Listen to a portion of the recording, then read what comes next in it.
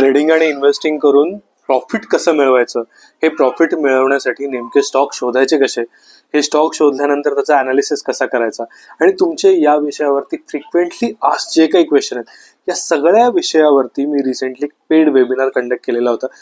आणि या वेबिनारचं रेकॉर्डिंग मी तुम्हा सर्वांना अवेलेबल करून देतोय आपल्या चॅनलवरती. तर हा वेबिनार पूर्ण बघा, यातून मेजर व्हॅल्यू एडिशन तुम्हाला मिळेल याची मी तुम्हाला गॅरंटी देतो. अशा वेबिनारसाठी बाहेर 5-5, 10-10 हजार फी घेतली जाते. हे सगळं नॉलेज मी तुम्हाला फ्रीमध्ये अवेलेबल करून देतोय. तर असाच अभ्यासपूर्ण कॉन्टेंट भविष्यातही बघायचा असेल तर please consider subscribing this channel as well and enjoy the recording of this webinar. सेशनची सुरुवात करूया. So allow me to share the screen. तर मुळात आजचा जो विषय आहे तो म्हणजे स्टॉक सिलेक्शनचा. तर आपण ट्रेडिंग करत असतो, बऱ्याच वेळेला बऱ्याच जणांचे प्रॉफिट्स आपल्याला दिसत असतात. नेमका हा स्टॉक सिलेक्ट कोणत्या बेसिसवरती केला, हाच स्टॉक का विकत घेतला, असं बऱ्याच जणांचा प्रश्न असतो.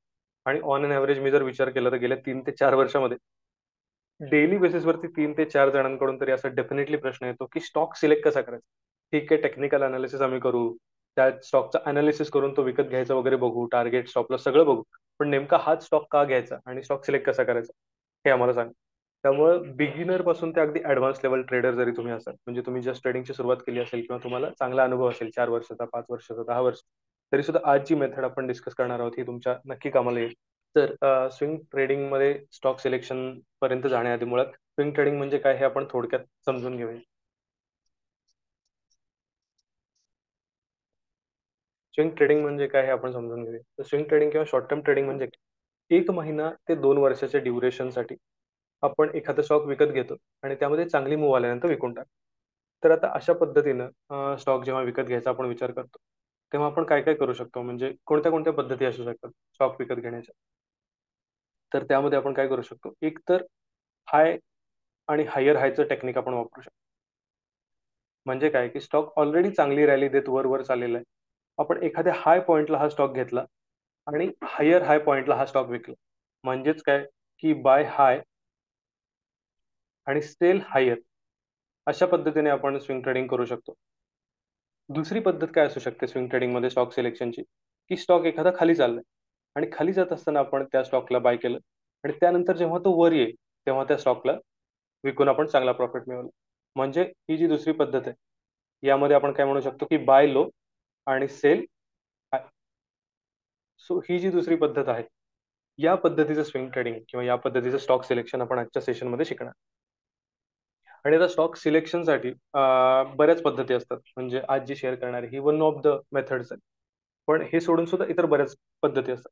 तर तुम्ही ऑलरेडी स्विंग ट्रेडिंग करत असाल, शॉर्ट टर्म ट्रेडिंग करत असाल, तर तुम्हाला माहित असलेल्या पद्धती तुम्ही शेअर करू शकता स्वतःला अनम्यूट करून. तर तुम्हाला माहित असलेल्या कोणत्या पद्धती आहेत?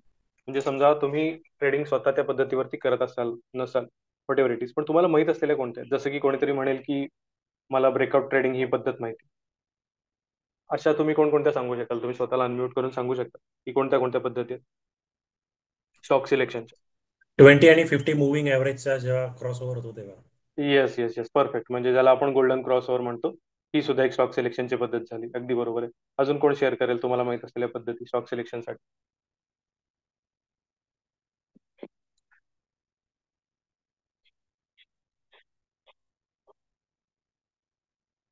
एनीवन, कोणाला शेअर करायची आहे पद्धत स्टॉक सिलेक्शनची? सर, तुम्ही म्हणालात तसं बाय लो अँड सेल हाय, म्हणजे वेगवेगळ्या सेक्टरचे शेअर बघतो मी आणि ते जरा खाली याची वाट बघतो आणि नंतर घेऊन सेल करतो मी. म्हणजे इरेडास जेव्हा मार्केटमध्ये आयपीओ ओपन झाला त्याच्यानंतर तो 65 पर्यंत खाली आला होता. मग तो बरोबर. 65ला घेऊन पुन्हा थोडा हाय हाय प्राइसने विकला. सुपर सुपर, चांगली पद्धत आहे. पण हा स्टॉक सिलेक्ट करताना तुम्ही एखादी ठराविक मेथड वापरली असेल, म्हणजे न्यूज असेल, इव्हेंट असेल किंवा अशा पद्धतीची.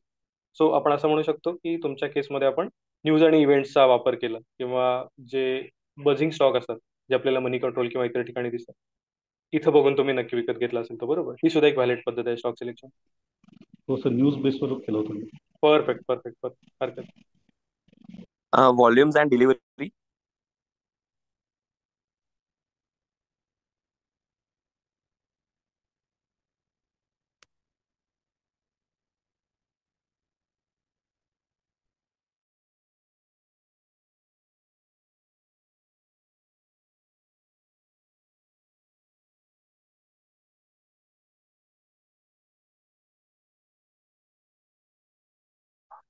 आता आवाज येतोय माझा? हो येतोय. हा. येस, सॉरी, तुम्ही दुसरी एक पद्धत म्हणत होता, व्हॉल्यूम, आणि दुसरा कोणता फॅक्टर तुम्ही बोलला? सो मेनली मी व्हॉल्यूम्स चेक करतो आणि डिलिव्हरीज किती झाल्यात, कुठल्या जास्तीत जास्त डिलिव्हरी झालेले जे असतील स्टॉक्स, तर त्यांचे अमेझिंग, चार्ट्स अमेझिंग. बघतो आणि मग त्याप्रमाणे ठरवतो. Perfect, perfect. म्हणजे एखाद्या स्टॉकमध्ये जर का डिलिव्हरी पर्सेंटेज जास्त असेल, याचा अर्थ F I right. S, D I S किंवा जे मोठे प्लेयर्स आहेत त्यांनी हा स्टॉक विकत घेतलेला असू शकतो इन्स्टेड ऑफ ट्रेडर्स. आणि त्यामुळे आपण म्हणू येस. शकतो की हा स्टॉक येणाऱ्या काळामध्ये चांगला परफॉर्म करेल, आणि त्या बेसवर तुम्ही घेता. ही सुद्धा एक खूप चांगली पद्धत. त्यामुळे इन जनरल आपण जर विचार केला वेगवेगळ्या गोष्टींचा, तर आपल्याकडे बऱ्याचशा पद्धती आहेत स्टॉक सिलेक्शनच्या. पहिलं आपण म्हणालो की ब्रेकआउट ट्रेडिंग. दुसरं अजून एका सरांनी सांगितलं की गोल्डन क्रॉसओव्हर 2050 ते वापरतात. न्यूज आणि इव्हेंट आहे, व्हॉल्यूम आणि डिलिव्हरी आहे, या पद्धती आहेत. याच सोबत काही जणांचं म्हणणं असतं की सेक्टर अनालिसिस करून सुद्धा आपण स्टॉक सिलेक्ट करू शकतो. म्हणजे एखादा सध्या चलनात असणारा सेक्टर सिलेक्ट करायचा आणि त्यातले टॉपचे स्टॉक्स आहेत ते सिलेक्ट करायचे. याशिवाय रिझल्टच्या बेसिसवरती सुद्धा स्टॉक घेणारे बरेच ट्रेडर्स असतात, इन्व्हेस्टर्स असतात. याचसोबत एखादा स्पेसिफिक इव्हेंट असेल, जसं की राईट इश्यू आहे, बोनस इश्यू आहे, या बेसिसवरती घेणारे सुद्धा ट्रेडर्स. आणि हे सोडून प्राइस ऍक्शनच्या बेसिसवरती स्टॉक सिलेक्शन, आणि सगळ्यात शेवटचं म्हणजे इंडिकेटरच्या बेसिसवरती प्राइस ऍक्शनच्या, इंडिकेटर प्लस प्राइस ऍक्शन, या बेसिसवरती स्टॉकचं सिलेक्शन आपण करू शकतो. तर मेजरली काय होतं, बऱ्याच वेळेला आपण जेव्हा एखादा स्टॉक सिलेक्ट करणार आहोत, त्यावेळेला हे सगळे अनालिसिस करताना अनालिसिस पॅरालिसिस होतो. म्हणजे आपण खूप सगळे फॅक्टर बघतो एकाच वेळेला, आणि मग आपण कन्फ्युज होऊन जातो की नेमका मी कोणता स्टॉक. सो हे अनालिसिस पॅरालिसिस किंवा ओव्हर अनालिसिस जो आहे, हा अवॉइड करण्यासाठी आपण एक साधी सोपी पद्धत बघणार आहे. आणि त्यासाठी आपण एकच इंडिकेटर वापरणार आहे, जो आहे RSI इंडिकेटर. आणि या RSI इंडिकेटरच्या बेसिसवरती आपण स्टॉकचं सिलेक्शन करणार. तर आता RSI इंडिकेटरच्या बेसिसवरती स्टॉकचं सिलेक्शन आपल्याला करायचं. म्हणजे असं आहे का की RSI ने सांगितलं की स्टॉक बाय करायचा आणि RSI ने सांगितलं की स्टॉक सेल करायचा, तर आपण आपण फक्त स्टॉकचं फिल्टरेशन जे आहे ते RSIच्या बेसिसवरती करणार आहे. पण आपले बाईंग आणि सेलिंग डिसिजन जे आहेत ते प्युअरली प्राइस ऍक्शन बेसिसवरती असणार आहेत. म्हणजेच कॅन्डल स्टिक असतील, किंवा चार्ट असेल आपला, किंवा व्हॉल्यूम असेल, या सगळ्या फॅक्टर्स. तर आता RSI म्हणजे नेमकं काय, हे आपण बेसिक आधी समजून घेऊ आणि मग पुढच्या विषयावर. तर RSI म्हणजे आपल्याला एखाद्या स्टॉकचा जी मुवमेंट आहे किंवा प्राइस मध्ये जो बदल होतो, त्या बदलाचा स्पीड आणि साईज दाखवणारा जर कोणता इंडिकेटर असेल तर तो RSI, म्हणजे त्याचं मोमेंटम दाखवणारा इंडिकेटर. म्हणजे युजली स्टँडर्ड केसमध्ये RSI हा 14 डेजचा असतो, म्हणजे 14 दिवसाचा पिरियड हा RSI साठी असतो. सो या 14 दिवसामध्ये जी काही प्राइस चेंज झाली, ती प्रिव्हियस 14 दिवसाच्या प्राइस चेंज पेक्षा फास्ट होती की स्लो होती, हे आपल्याला RSI दाखवतो, जर आपण लेमॅन लँग्वेजमध्ये साध्या शब्दात RSIचं डिस्क्रिप्शन करायचं झालं. आणि RSI बद्दल काही कन्व्हेन्शनल बिलीफ्स आहेत, जसं की 50-60 पेक्षा जेव्हा जास्त जातो RSI, तेव्हा स्टॉकमध्ये मोमेंटम आहे. त्यामुळे RSI ची जी सगळ्यात फेमस स्ट्रॅटेजी आहे ती अशी असते की 60+ जेव्हा जाईल स्टॉक, तेव्हा तो विकत घ्यायचा, किंवा जो 40 मायनस गेला किंवा 30 मायनस गेला, तर तिथून आपण बाय करायचं, किंवा जेव्हा 70+ जाईल तेव्हा तो शॉर्ट करायचा. अशा पद्धतीच्या RSI च्या स्ट्रॅटेजीज बऱ्याचशा फेमस आहेत. पण आपण काय करणार आहे, खूप अनकन्व्हेन्शनल पद्धतीने RSI चा वापर करणार. म्हणजे इंडिकेटर तोच आहे, फक्त आपण वापरण्याची पद्धत वेगळी ठेवणार आहे RSI. ठीक आहे.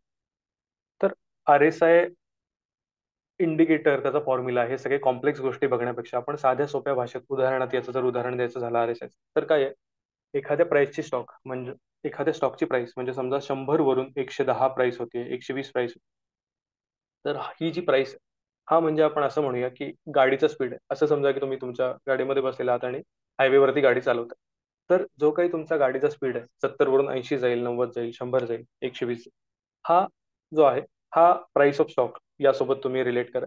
आणि तुम्ही जो गाडी चालवताना ऍक्सिलेटर प्रेस करा, ऍक्सिलरेटर जो असतो आपल्या गाडीचा, ती म्हणजे RSI व्हॅल्यू आहे. म्हणजेच काय, जेवढा तुम्ही ऍक्सिलेटर प्रेस कराल तेवढा गाडीचा स्पीड वाढेल. तुम्ही ऍक्सिलेटर सोडून दिलं की गाडीचा स्पीड कमी होईल, तुम्ही ऍक्सिलेटर परत दाबलं की गाडीचा स्पीड परत वाढेल. म्हणजेच आपली जी स्टॉकची प्राइस आहे ती आणि RSI हे इन लाईन हवे. जसं आपला ऍक्सिलेटर आणि गाडीचा स्पीड हे इनलाईन असेल तशाच पद्धतीने. यावरून आपल्याला काय कळतं की जेव्हा जेव्हा स्टॉकची प्राइस हायर हाय अशा पद्धतीने जात राहील, त्याच वेळेला RSI सुद्धा आपले हायर हाय देत. पण आपल्याला आता काय करायचं आहे, जेव्हा आपण स्टॉक सिलेक्शन म्हणतो आपल्याला RSI च्या बेसिसवरती करायचं, तेव्हा आपल्याला असे काही युनिक किंवा रेअर इन्सिडेन्सेस शोधायचे आहेत ज्या वेळेला प्राइस आणि RSI हे इन लाईन नाही आहेत. म्हणजेच काय, प्राइस खाली येते पण at the same time RSI मात्र थोडा वरच्या बाजूला जातो.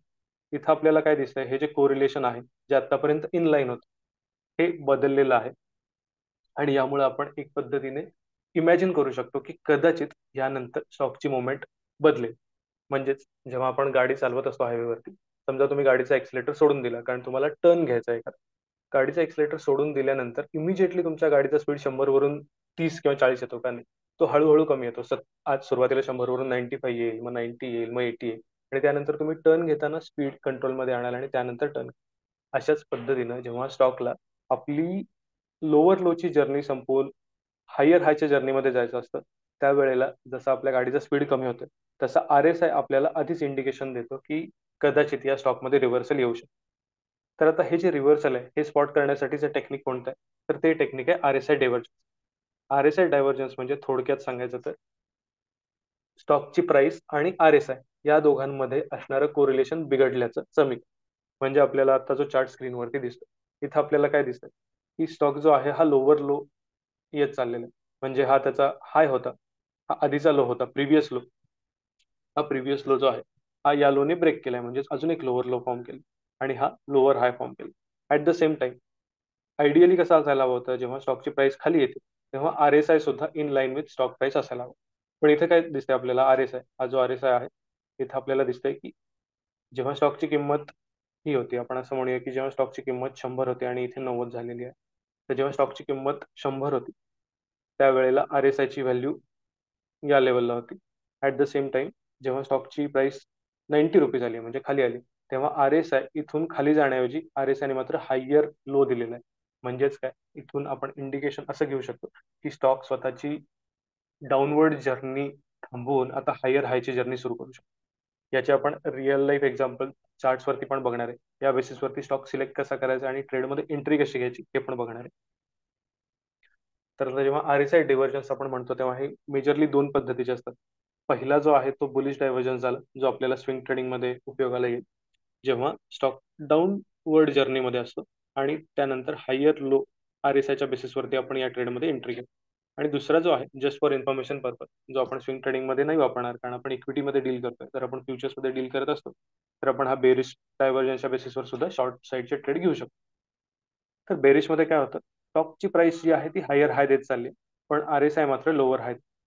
आणि याचा वापर आपण आपल्या प्रॉफिट बुकिंग मध्ये किंवा एखादी रॅली संपल्याचे इंडिकेशन म्हणून घेऊ शकतो आणि एखाद्या अपसाइड मूव्ह मधून आपलं प्रॉफिट घेऊन बाहेर पडू शकतो. सो आय होप इथपर्यंत सगळ्यांना बऱ्यापैकी गोष्टी क्लिअर आहेत. कोणाला काही डाऊट्स असतील तर अनम्यूट करून विचारू शकता. आपण चार्ट एक्झाम्पल बघितल्यानंतर तुम्हाला अजून थोडी क्लॅरिटी येईल फॉर शुअर. पण आतापर्यंत कोणाला काही डाऊट आहे?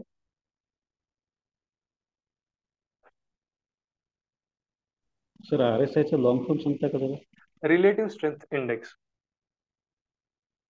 हा एक वेल नोन इंडिकेटर आहे, ज्याला आपण रिलेटिव्ह स्ट्रेंथ इंडेक्स म्हणतो. तर रिलेटिव्ह स्ट्रेंथ इंडेक्स म्हणजे काय,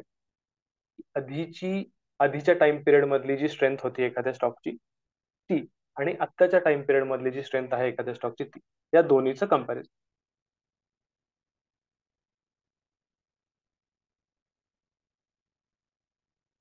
मुळात हॅलो. आपण जेव्हा हॅलो, येस बोला. हा हा मला एक विचारायचं आहे, आपण RSIचं आणि आता प्राइस ऍक्शनचे कम्पॅरिझन करतोय, तर RSIच्या डिफरंट टाइम फ्रेम वरती पण आपण कम्पॅरिझन करून कन्फर्म करू शकतो का?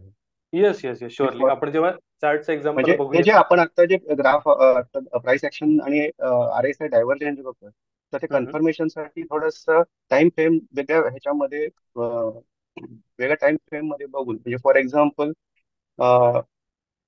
15 मिनिट्स आवरली किंवा डेली जसं बघतो तसं थोडंसं मोठ्या फ्रेम मध्ये बघून पण कन्फर्म करू शकतो का? की येस जो येस स्टॉक येस फंडामेंटली चांगला आहे. येस. आता आपण काय करू मुळात, हे जे बेसिक्स आहेत हे मी पटकन किंवा ऍट अ व्हेरी गुड पेस का संपवतोय, कारण रिअल जे चार्ट आहेत ते बघितल्यानंतर खरी क्लॅरिटी येणार आहे आणि त्या एक्झाम्पलसाठी, चार्टच्या एक्झाम्पलसाठी आपण जास्त वेळ ठेवतोय सेशन मधला. त्यामुळे जेव्हा आपण चार्ट एक्झाम्पल वरती जाऊ तेव्हा आपण डेफिनेटली डिटेलमध्ये बघू की आपण कशा पद्धतीने मल्टी टाइम फ्रेम अनालिसिस करू शकतो. जर ऑलरेडी तो आपल्याला चांगला एक्सपिरियन्स असेल तर कोणत्या टाइम फ्रेम वरती बघायचा, जर आपण नुकतीच सुरुवात करत असू तर कोणत्या टाइम फ्रेम वरती बघायचा, वेगवेगळ्या टाइम फ्रेम वरती अनालिसिस करून आपण चांगलं कन्क्लुजन कसं काढू शकतो. आणि सगळ्यात महत्त्वाचं म्हणजे फक्त RSI डायव्हर्जन्स झालाय म्हणून आपण एखादा स्टॉक बाय किंवा सेल करणार नाही, तर त्यात अजून एक ऍडिशनल कन्फर्मेशन वापरणार आहे जे रिअल चार्ट वरती गेल्यानंतर मी तुमच्यासोबत दाखवणार आहे.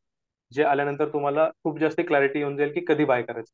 कारण RSI डायव्हर्जन्सच्या हजारो केसेस असू शकतात, पण म्हणून दर खेपेला आपण प्रत्येक RSI डायव्हर्जन्सला आपली पोझिशन घेणार नाही.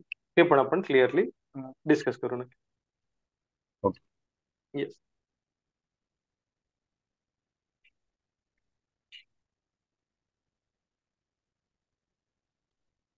सो आता RSI डायव्हर्जन्स मधलं अजून एक पद्धत आपण बघू शकतो. ती म्हणजे ज्या वेळेला एखाद्या स्टॉकमध्ये डबल बॉटम होतं. डबल बॉटम म्हणजे काय, तर स्टॉक एकाच लेवलला आहे, जी काही प्राइस लेवल होती स्टॉकची त्या एकाच लेवलला स्टॉक आहे, पण RSI ने मात्र हायर लो फॉर्म केली. तर याला सुद्धा एक प्रकारचं आपण RSI डायव्हर्जन्स म्हणू शकतो, बुलिश RSI डायव्हर्जन्स म्हणू शकतो. हे कसं, तर जेव्हा स्टॉक खाली येतं आणि एखाद्या लेवलवरती त्याने आपला बॉटम फॉर्म केला, त्यानंतर स्टॉक परत वर गेला आणि स्क्रीन परत दिसत नाहीये. स्क्रीन दिसत नाही ऍक्च्युली.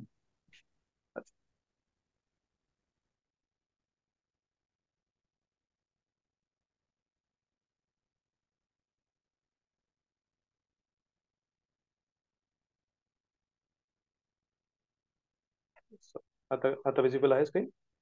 येस येस होता. हो सर, तसं आहे. जे डबल बॉटमचं आपण एक्झाम्पल बघत होतो, परत मी सुरुवातीपासून सांगतो एकदा.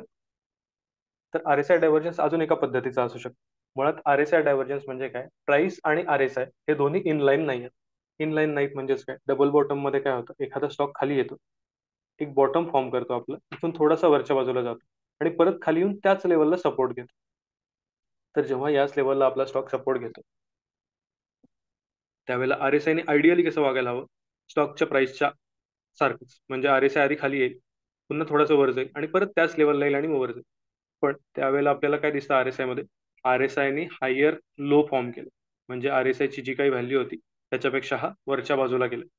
या केसेसमध्ये सुद्धा आपण एक चांगली ट्रेंड लाईन ड्रॉ करून किंवा प्राइस ऍक्शनचं बेसिक स्ट्रक्चर वापरून चांगली एंट्री घेऊन खूप चांगले जे स्टॉक्स आहेत ते खूप कमी किमतीला म्हणजे रिव्हर्सलच्या पॉईंटला बाय करू शकतो.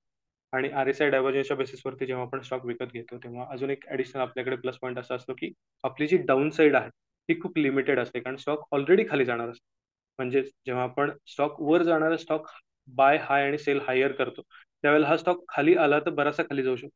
पण जेव्हा आपण अशा पद्धतीने बाय लो आणि सेल हायर अशा पद्धतीचं स्ट्रक्चर वापरतो, त्यावेळेला डाऊन साईड रिस्क ही आपली खूप कमी असते. तर आता मुळात आपण हे एक्झाम्पल्स बऱ्यापैकी बघितले. आता आपण ऍक्च्युली जो आपला चार्ट आहे त्यावरती जाऊया आणि हे RSI डायव्हर्जन झालेले स्टॉक शोधायचे कसे, त्याचं स्क्रीनर सुद्धा मी तुमच्यासोबत शेअर करणार आहे. पण त्याआधी काही रिअल लाईफ एक्झाम्पल बघूया, जेणेकरून या स्ट्रक्चरवरती तुमचा कॉन्फिडन्स आहे किंवा ओव्हरऑल जे कन्व्हिक्शन आहे तुम्हाला ते चांगलं येईल. वेबिनारचा पुढचा भाग बघण्यासाठी स्क्रीनवरच्या थंबनेलवर तुम्ही क्लिक करू शकता.